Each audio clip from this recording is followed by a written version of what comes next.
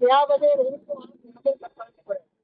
हम इसलिए आए थे, मैं अपने बच्चों का ना हिस्सा लेने आई थी, बहुत परेशान हूँ मैं। मार तोड़ रहे हैं मेरे लिए, मैं घर पे तक गई थी।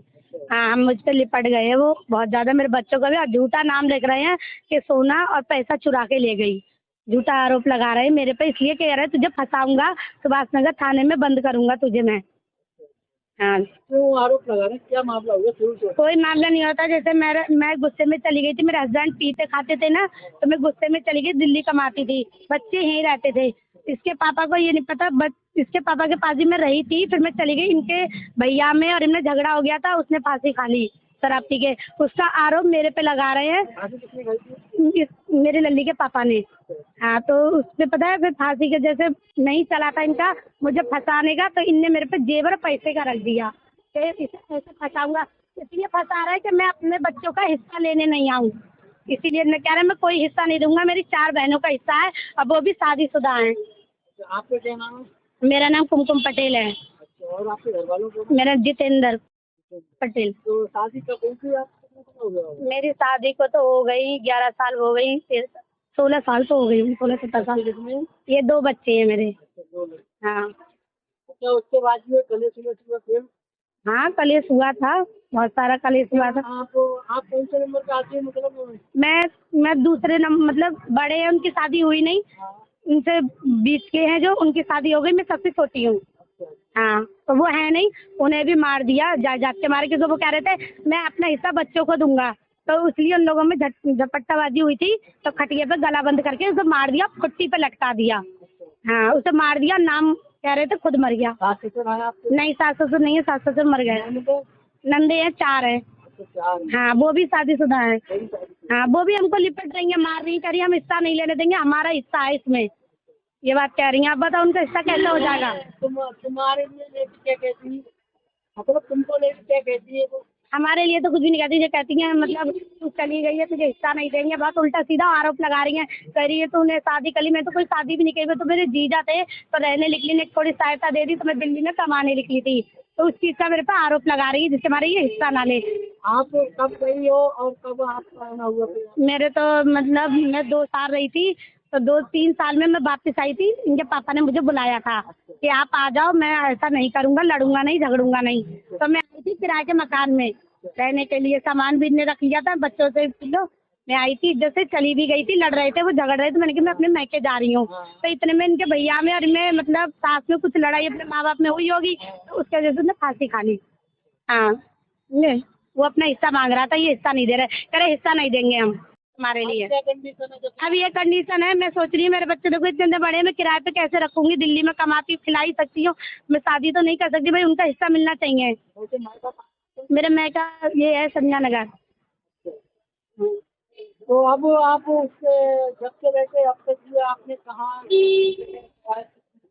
मैंने देखो उस टाइम तो मेरे पास बच्चे नहीं थे, मैंने कोई शिकायत नहीं की थी, जब तक बच्चे यहाँ रहे थे। अब बच्चे जब मेरे पास आ गए हैं तो बस मैं आज आई हूँ, उसके बाद इससे पहले आपके भी थाने चौकी में नहीं?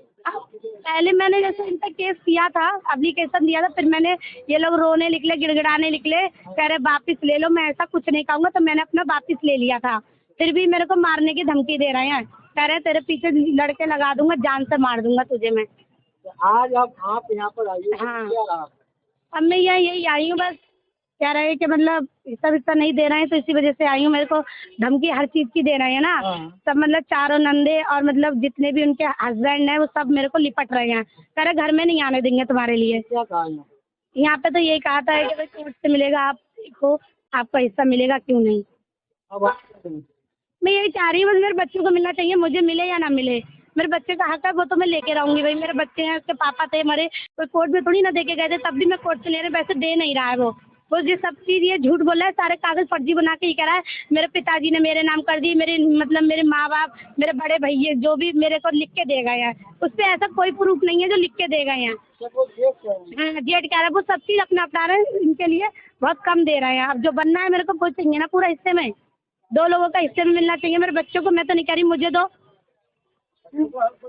मेरे बच्चों का हक बनने आया, मुझे दो या मत दो, मेरे बच्चों को दो, मैं तो अब ये भी कह रही हूँ। मेरे बच्चों को अभी देने को तैयार नहीं है, घर में घुसने का, मेरी बच्ची घर में गई थी चाबी मांगने, तो ताला लगा दिया था। बेटा क्या समस्या आपकी? बस साहब ऐसे बोल लिया, हम हिस्सा नहीं देंगे, हमको गंदा गंदा बोल लिया और घर में घुसने हम चाबी लेने गए थे तो हमें मारा। अब सारी वो मारने निकली, जब हमारी मौसी ने मारने को लिया तो कह रहे थे हमारे चाचा के ऊपर झूठा नाम लगा दिया, तमंचा चला दिया, ऐसे सबको ये झूठ बोल लिए। वो हिस्सा दे ही नहीं रहा, कह रहे तुम्हारा है, तुम्हारे बाप ने खरीद रखा है, ये कह रहे थे। बुआ कह रही हमारा है, तुम्हारा कुछ नहीं है, अपने बाप को तो खा गई।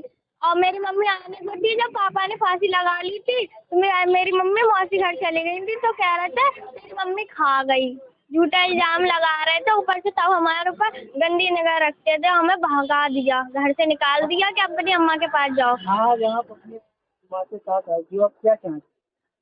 हम चाहते हैं हमारा हिस्सा मिले, हम अपनी मम्मी के साथ रहें, वो देना नहीं चाह रहे हैं। बरेली उत्तर प्रदेश, विधवा मां ने बच्चों के साथ लगाई इंसाफ की गुहार। जैसा कि आपने देखा होगा स्क्रीन पर किस तरह से अपने शब्दों में बयां की अपनी पूरी बात। आदाब, में हसरुद्दीन, आप देख रहे हैं जलाल न्यूज 901 टीवी चैनल के द्वारा साक्षात्कार कराएंगे इस खबर के साथ, तो खबर के अंत तक जरूर बने रहें। जैसा कि हम आपके लिए खबर से अवगत कराते चले आखिरकार किस तरह की खबर है, जो स्क्रीन पर बताया गया उसी से संबंधित जानकारी वो इस प्रकार से, जैसे कि हम आपके लिए बताना चाहेंगे।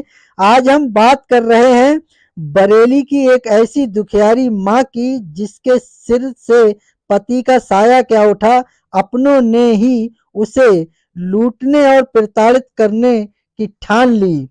मदद की आस में जो दर दर बदर भटकती है, वो बेसहारा औरत खुदा से बहुत डरती है।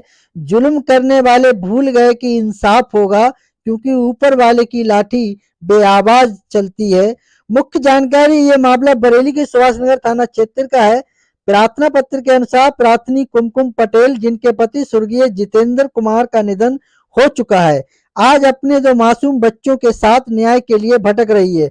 आरोप है कि उनके जेठ संजय कुमार, जेठानी नीतू और ननद राज कली उन्हें उनके ही घर से बेदखल करना चाहते हैं। कुमकुम का कहना है कि उनके पति और जेठ का साझा मकान है, लेकिन उनके ससुराल वाले उन्हें हिस्सा देने के बजाय घर से निकालना चाहते हैं।